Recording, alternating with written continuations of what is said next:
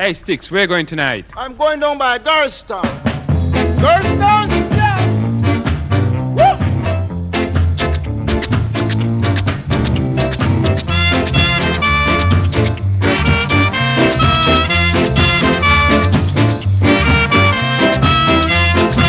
Hi, my name's Brianna, and I'm a friend of Lisa Fremont Street out on the West Coast in sunny Southern California, to be exact. And I'm reviewing a few bathing suits, comparing vintage bathing suits to some of the newer reproduction bathing suits, and as far as how they're made, their fabrics, and what kind of support they give. So I'm going to start off with the first vintage bathing suit I ever owned, and it's a navy blue bathing suit. It's probably from about the 50s. And the fabric it's made out of is actually a fabric, it's kind of a crepey fabric that you might even find a dress made out of. And it has rhinestone embellishments, and it zips up the back, as you can see. So there's a zipper, and there's a hook and an eye at the top of the zipper, again kind of like a dress. Inside there's actually 4 separate pieces of boning. 2 of them are at the back, not far from the zippers, and then the other pieces are right by the sides of the chest, or the sides of the bust, and they go all the way down to the waist. Now, I have had some cups added to this bathing suit because I had it altered down from being too large of a size, but even despite that, the bust and the torso of the bathing suit has multiple seams like a dress.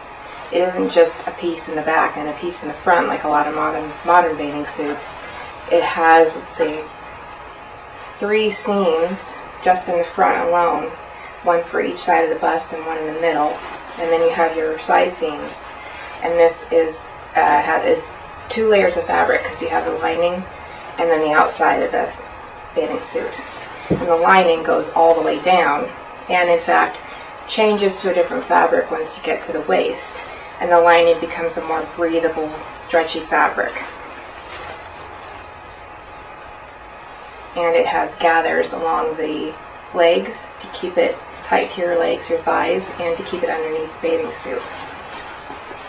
So again, an overall view. Another view of the inside. My second example of a vintage bathing suit is actually sometimes referred to as a glamour suit, because it's really probably not meant to be in the water, something that you lounge around in. And it is actually made of a black velvet fabric, and at the waist it has gathers that are made out of panels of sort of a stretchy satin fabric. So providing the contrast, but also because they're a little bit stretchy, kind of brings it into the waist, a little bit more of a fitted feel than the rest of the bathing suit. This one is probably a little bit older than the blue one. Could be a 40s, maybe 50s. Because of the way I saw how it's cut when I had it on myself. And again, it zips up the back just like the other suit, and has a hook and eye at the top.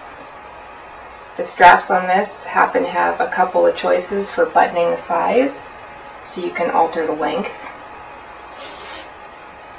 And inside, once again, we find boning, and in fact this is a little different than other suits I've seen, as it has an inside, almost what you'd call a modesty panel on a corset, something like that, but it has a little panel that stretches right behind the zipper that you would fasten first, and it has a full-length piece of boning that goes all the way down your back, and it hooks into a hook and eye inside, and then you would zip it up.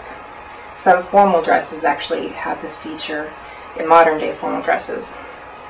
The other boning that it has is found at the bust, and is pieces that run along the front of the cups of the bust.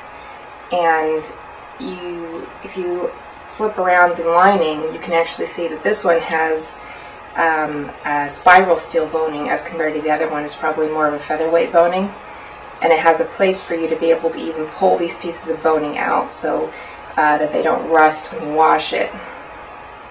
Again, it is fully lined, which is different than you would say a bathing suit today is lined. It's not just lined with stretchy fabric, it's lined with two kinds of kind of stiff fabric, and sometimes turns to a stretchier fabric as it goes down to the hips. This one is just stays with its the velvet fabric all the way down the inside. So what you end up with, as you can see in the design of the bathing suit, is this middle section that goes down your stomach. Actually ends up being 2 layers of fabric.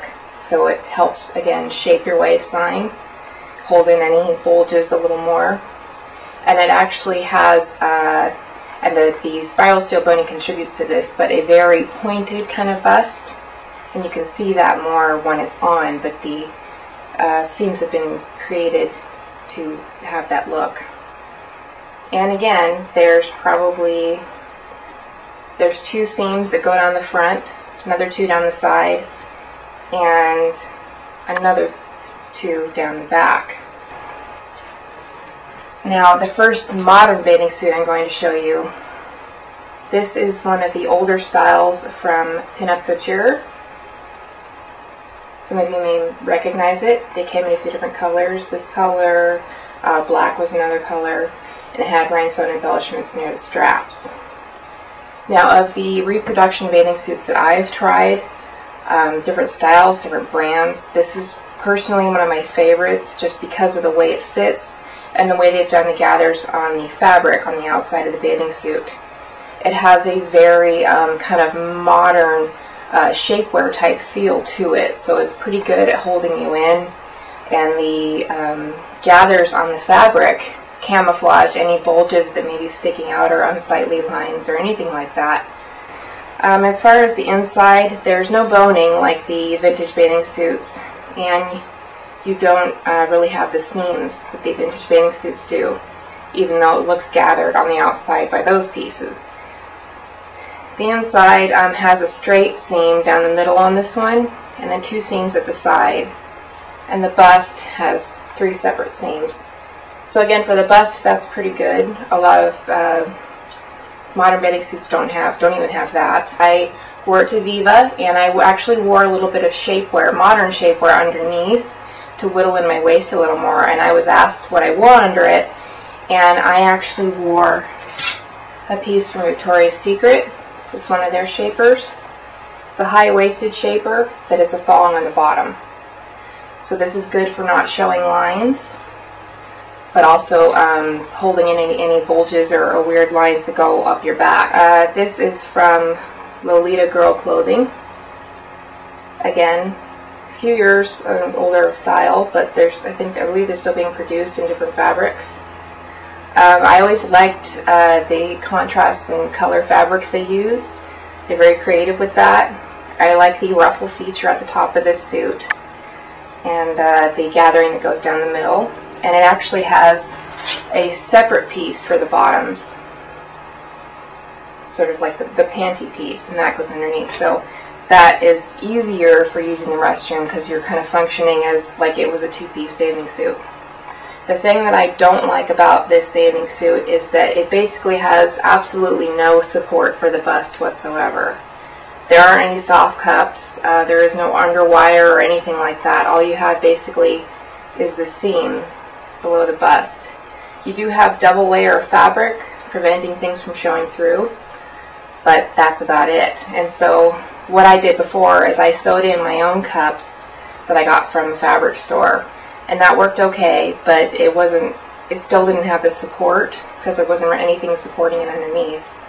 And also I found the cut of this bathing suit to be a little boxy, and when I got it I had to kind of go up a size from what I would normally wear so that I could get the bottoms to be big enough, but then I had to take in the waist of the bathing suit because I'm kind of a little bit more curvy of a figure.